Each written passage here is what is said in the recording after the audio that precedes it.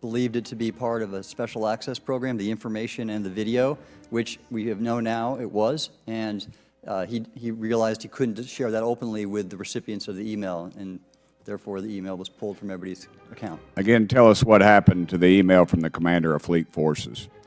The day after I received it, and all the other recipients received it, which were all the subordinate commanders of U.S. Fleet Forces, so 1- and 2-star admirals, including strike group commanders, the email was wiped or deleted from our accounts, and then no one talked about it. Mr. Elizondo, what is your last position with the federal government?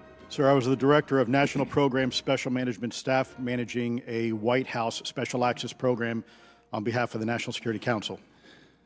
How would you characterize UAPs? An enigma, sir, and a frustration. We're talking about technologies that can outperform anything we have in our inventory. And if this was an adversarial technology, this would be an intelligence failure eclipsing that of 9/11 by an order of magnitude. Are there classified Department of Defense materials related to UAPs that you believe could be safely disclosed to the public without compromising national security? Yes, sir, I do. I would never, ever try to endorse providing some sort of information that could compromise what we call a blue force technology or capability. But I do believe there's a lot of information regarding this topic, and I've been very vocal about it, that should be shared not only with the public, but most importantly, with members of Congress. Are you familiar with my friend David Grush? Absolutely, sir. I had the privilege and honor of working with him myself several years ago at U.S. Space Force. Last year, as you know, he testified that the U.S. has run a multi-decade UAP crash retrieval and reverse engineering program. Would you agree with that? Yes, sir. Are there UAP programs operating without proper congressional oversight? 100%. What are they? Unfortunately, sir, I would have to have that conversation in a closed session. I know you said that, and a lot of people are frustrated with those kind of answers, but we're asking those kind of questions so you all know what the heck we're up against. You also mentioned in your opening statement that the Pentagon's Public Affairs Office employs a psychological operations officer as the singular point of contact for UAP-related inquiries. Why the heck would they do that? Sir, that's a great question. I would ask the Pentagon. There's a long history here of that individual providing misleading and false information to the public through various news outlets and media outlets in order to discredit this topic. I've personally been victim to it. We have the documentation to substantiate where this information has been absolutely inaccurate, that has been provided time and time again, and it turns out that that individual was also working with former leadership of Aero at the time as well.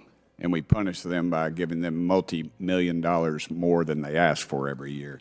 Admiral Gallaudet, you mentioned in your opening statement on an email you received from the operations officer of the Fleet Forces Command regarding unknown objects almost colliding with U.S. military planes. Did anyone respond with knowledge of what the objects were? I received no response, sir. Did the exercise get canceled? The exercise did not get canceled. Why do you think the Commander of Fleet Forces operations officer never discussed the incident again? Sir, I'm speculating because I didn't have an exchange with him, but I believed it to be part of a special access program, the information and the video, which we have known now it was, and he realized he couldn't share that openly with the recipients of the email, and therefore the email was pulled from everybody's account. Again, tell us what happened to the email from the Commander of Fleet Forces. The day after I received it, and all the other recipients received it, which were all the subordinate commanders of U.S. Fleet Forces, so 1- and 2-star admirals, including strike group commanders, the email was wiped or deleted from our accounts, and then no one talked about it. All right. Have you specifically had any experience with submersible objects? Sir, I've no personal experience, but I've had witnesses on submarines come to me and say they've seen on sonar data. Correct. Okay. Yeah, how would you characterize those, and how do they move?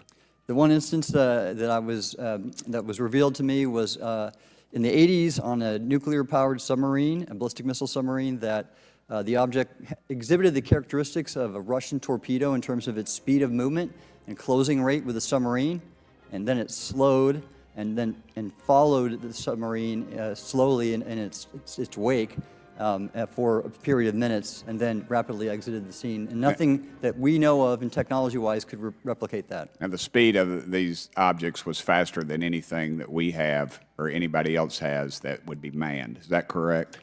It was on the order Underwater. of a torpedo. So yes, sir. Yes, sir. But as it exited, it did. Well, I don't characterize- exactly know how fast a torpedo is, but I expect it does better than my old outboard Scott Atwater, so I'll take that as a yes. Yes, sir. Okay. Have you experienced any experience with the All-Domain Anomaly Resolution Office, ARROW? Yes, Congressman, as I mentioned previously, and I have met with them. Okay. You heard Mr. Elizondo describe psychological operations for those contacting the Department of Defense about UAPs. You mentioned a similar influence operation by ARROW. Why are federal agencies invested in running information operations about UAPs if they do not exist? Yes, sir. But I'll make a statement on ARROW's behalf. They have new leadership. The office has reached out to me to meet again, and I take that as a good faith effort, and we'll see where that goes. Thank you. Chair Lady, I've run over.